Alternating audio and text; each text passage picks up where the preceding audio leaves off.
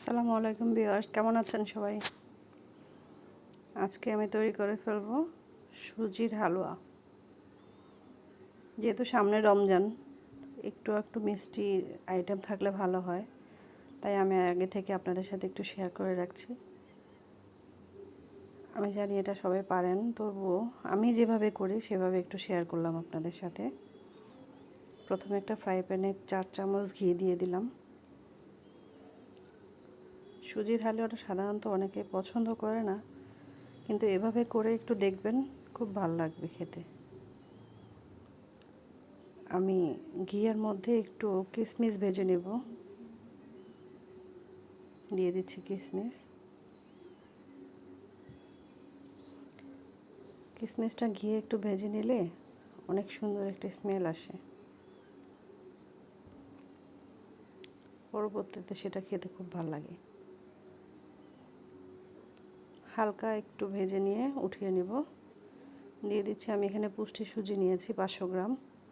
দিয়ে দিব আমি এখানে, পুরোটা দেব না, 250 গ্রামের মতো দিচ্ছি।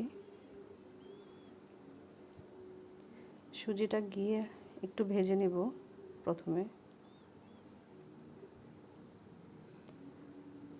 এটা মিডিয়াম টু লো আঁচে রাখবেন, যাতে সুজিটা পুড়ে না যায়।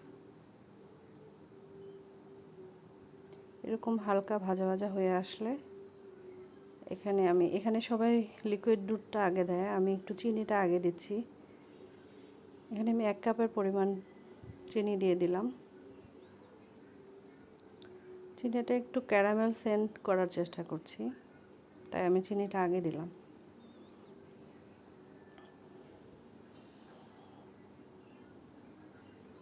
চিনিটা দিয়ে একটু ভাজা ভাজা করে নেব। চিনিটা যখন হালকা ব্রাউনি ভাব চলে আসবে, তখন আমি লিকুইড দুধটা দিয়ে দেব।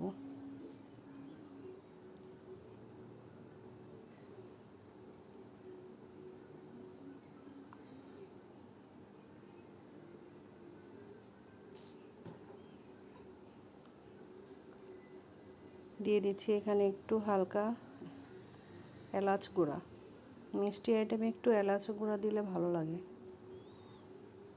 আস্ত এলাচও দেয় মানুষ, আমি একটু গুঁড়াটাই দিয়ে দিলাম, যেহেতু আমার একটু আস্ত এলাচ মুখে পড়লে খুব খারাপ লাগে,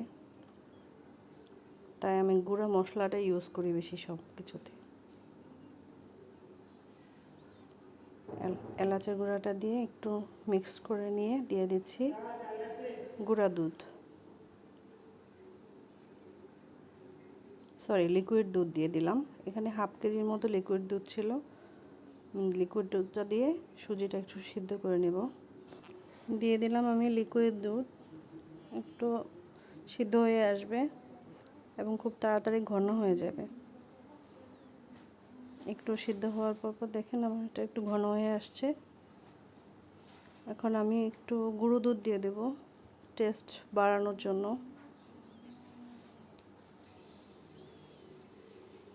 অল্প একটু 2 টেবিল চামচের মতো দিয়ে দিলাম।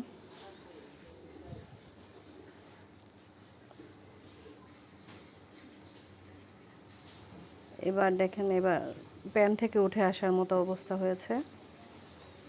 এই পর্যায়ে সুজিটা তুলে নেব।